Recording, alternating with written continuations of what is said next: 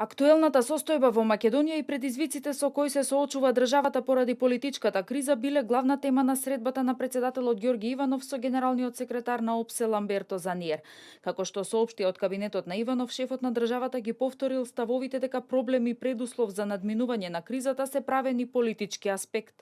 Правниот поврзан со роковите за доделување мандат е лесно надминлив, но Иванов истакнал дека останува на ставот дека платформата од Тирана треба да биде осудена и отфрлена, исто како и мешањето во внатрешните работи на Република Македонија кои не помагаат во напорите за добрососедски односи и стабилноста и безбедноста во регионот. Генералниот секретар на ОПСЕ изразил загриженост за меѓуетничките тензии, апелирајќи сите да направат конструктивни чекори за надминување на кризата. Тој се согласил со председателот Иванов дека лидерите од регионот треба да се воздржат од штетна реторика.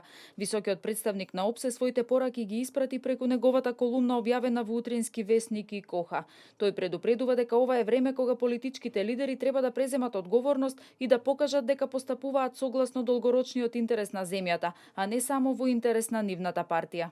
Напредокот постигнат во 2016 година ќе биде загрозен без политичка стабилност. Продолжената политичка криза е штетна за земјата и му штети на народот. Двегодишна политичка криза не само што ги забавува реформите, туку и се заканува да добие меѓуетничка и регионална димензија, нешто што земјата не смее да си го дозволи, а ниту пак регионот. За да се зачува демократијата, резултатите од изборите мора да се почитуваат.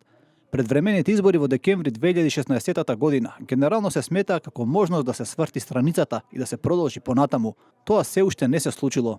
Слични пораки за одговорно однесување и смирување на реториката испрати и специјалниот ополномоштеник на германското МНР за Југоисточна Европа и Турција Кристијан Хелбах, кој како и Заниер во земјава имаше средби со председателот Иванов, со министерот за надворешни работи Никола Поповски, како и со лидерите на парламентарните партии во земјава. Германскиот дипломат изрази уверување дека председателот Иванов ќе дозволи парламентарното мнозинство да формира влада. The new government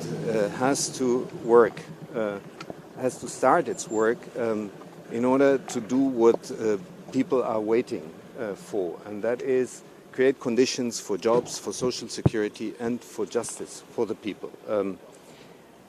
This includes also effective measures against corruption.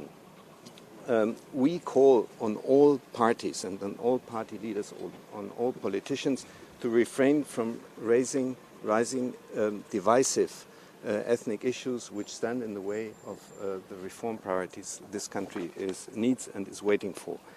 Ситуацијата во Македонија и во Западниот Балкан е тема и на самитот на шефовите на држави и влади на земите членки на ЕУ, кој денеска и утре се одржува во Брисел. Според најавите ЕУ лидерите само ќе дадат јасна поддршка за европската перспектива на Балканот без конкретни заклучоци. Во пораката од Брисел Европскиот совет подвлекува дека ЕУ останува посветена и ангажирана во овој регион, ја поддржува стабилноста и продлабочувањето на политичките и економските врски со и во регионот. Лидерите на ЕУ земјите го поздравуваат одржувањето на самитот на Западниот Балкан на 12 јули во Трст, што според Брисел е показател за интересот на Унијата за овој регион.